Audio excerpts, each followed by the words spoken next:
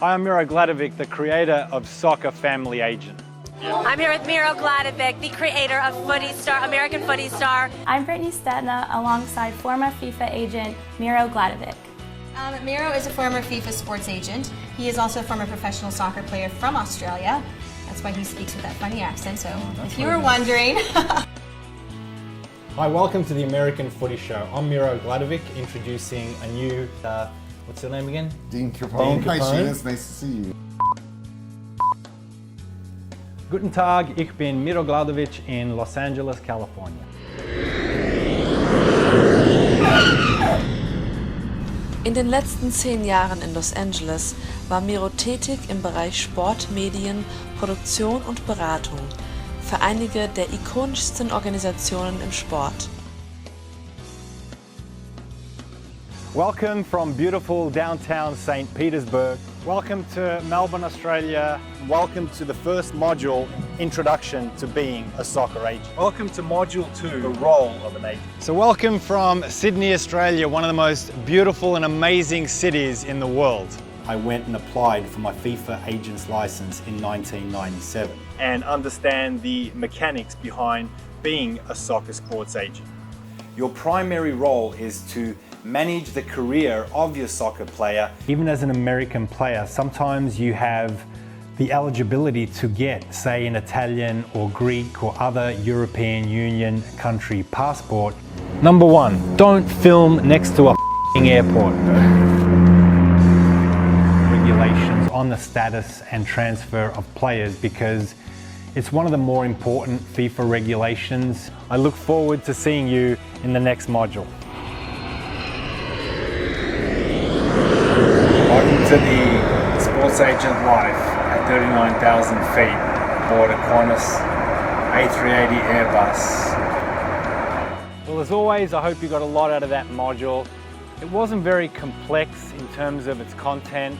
Now it's time to celebrate, but not for too long, because you've got to get out there and take on the soccer world. Congratulations and good luck.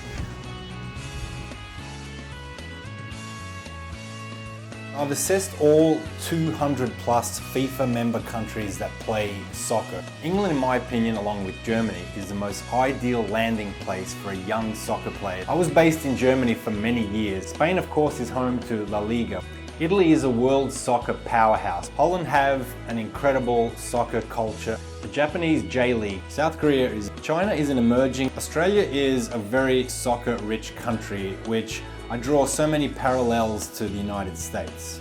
I'm actually standing in one of the greatest sporting precincts in the world. Behind me, the Amy Stadium. More than 90% of female professional soccer teams are chapters of a male soccer professional team. As unlike men's professional national team soccer, the women's game is more indicative of the strength of a national team. Women's professional soccer is still in its relative infancy, particularly when you compare it to the men's game that's been around for 100 years.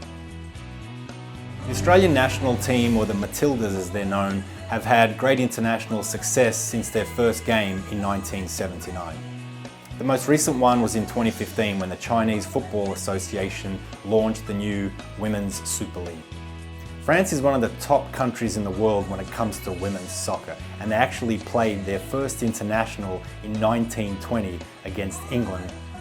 When I was doing some work for FC Bayern Munich, the biggest team in Germany several years ago, they had several young American female players on their roster, including American Lewandowski. The USA is the most successful women's soccer nation in the world and have been for many decades. They have been to every World Cup and have won the tournament 3 times, including the last one. TV films here at the Summer Evening of Shorts at the Egyptian Theatre in Hollywood, California. Now I'm here with the very handsome Australian, Miro Gladovic. Miro Gladovic. Miro, I'm so sorry, I'm so bad with that. Yeah. But yeah, tell us about your film. It's so exciting. Like, it's actually it's a pilot for a new TV show called American Footy Star, and it's basically it's an athletic talent search for the first American to go to Australia and immerse himself in our national sport, which is Australian football or footy. And basically we're offering a chance of a lifetime for a young American athlete to go to Australia. Well, I've been involved via my American Footy Star project, which I launched several years ago, just about the purpose was raising awareness of footy in America and also recruiting and, proving that Americans can go to Australia and learn this sport and embrace it as well. And you make a good point, because it is almost like a hybrid of so many different sports. It incorporates the bouncing of basketball, incorporates the physicality of American football and rugby, the free-flowing 360-degree nature of soccer. Now, do women play footy? They do, actually. So the Australian Football League recently launched AFLW, which is the AFL Women's League, and they're just about to start their second season. So Miro, Rich, a lot of good marks. Not so good on the goal kicks. I told you to correct these things before I left, didn't I? Which part of did correct these things did you not understand? Hey, we give you all. And the difference of how it looks from up here to down there. Is it faster? Yeah, you just hit the nail on the head. Just everything comes into play. Like watching up here, you don't understand why this was dropped, why this was missed. When you're out there, it's like everything's at play. The wind, the light, the ground. Obviously players converging on you. And obviously had no problem catching everything that was thrown my way, but I just couldn't find my rhythm kicking wise. Even that little flutter of breeze. But by the same token, if I scored those 1 or 2 goals, you probably wouldn't have seen me back here until after the game. Exactly. Well, they need some points right now. For many years, I've been advocating the utmost importance of the US market to elite European soccer teams and to open an office in the US. In recent years, I've worked in helping convince and steer Bayern Munich and Barcelona to open offices here in the US. Having Christian on your team is the most powerful marketing tool that you could possibly have in the United States. The 19-year-old wonder boy has delivered. And I'm referring to a recent debate where you called for the abolition of Thursday night football. Stephen A, definitely wrong on that one.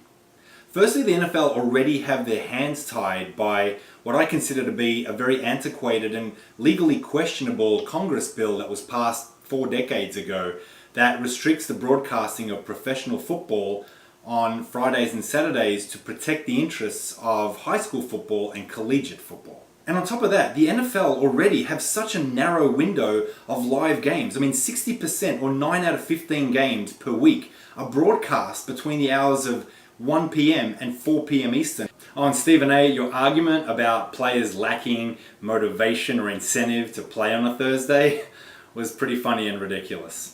And for most players, it's a once-a-year event to play on a Thursday night anyway.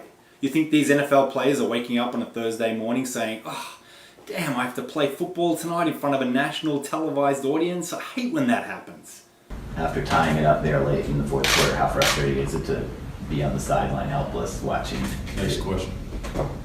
Frankly, I'm sick of these elite sporting icons like Cam Newton, Marshawn Lynch, and even Bill Belichick going out in front of camera and then refusing to speak. These guys don't mind taking people's money to perform in a football arena, but then when it comes time to meeting their contractual obligations to speak to the media, they basically renege. I'm here so I won't get fined. I'm here so I won't get fined. I'm here so I won't get fined. I'm here so I won't get fined. I'm here so I won't get fined. I'm just here so I won't get fined. So you think having a 37-year-old... We're on to Cincinnati. Do you feel like the talent you have here is good? We're getting ready for Cincinnati. We're getting ready for Cincinnati. When he came out and said 30-something times, "I'm just here so I won't get fined," they should have fined him. When Bill Belichick answers the same question over and over by "we're on to Cincinnati" or wherever the hell he was going that week, he should get fined. When Cam Newton says next question, and walks away, he should get fined. I don't even mind Greg Popovich or Allen Iverson type antics. At least they're communicating. Okay, what do you want? I'm so tired of this. What went wrong for you guys tonight? What went wrong for us? Yeah, this afternoon. Sorry, I lost my... They played better than we did. And they're quite entertaining. The whole you're talking about practice thing, I have no problem with that. At least he's interactive. We're talking about practice, man. We're talking about practice. We're talking about practice. We ain't talking about the game. We're talking about practice, man. NFL, start finding these players and coaches that do that. Nick Saban is flying Bama Air this morning. Destination, ESPN. Who's got it better than us? Nobody! Who's got it better than us? Nobody! It's a catchy tune, isn't it? So here we have the two highest paid coaches in college football, Jim Harbaugh and Nick Saban. Jim's cruising in a yellow Corvette, rapping how good he got it, and Nick Saban's flying private when he should be flying Southwest, for God's sake. If it ain't real, it ain't right. If you can't take a hit, take a hike. Nick and Jim get paid around $7.5 million a year. That amounts to about $580,000 per game to coach free amateur athletes. And on top of that, they coach 13 games a year, and a lot of the teams are weak competition, small colleges at a high school caliber, like the team that Alabama beat yesterday, 48-0 Kent State. This is a high school caliber football team that I, or even Daffy Duck, could have coached Alabama to victory to. Yet Nick Saban walks away with $580,000 for coaching this team.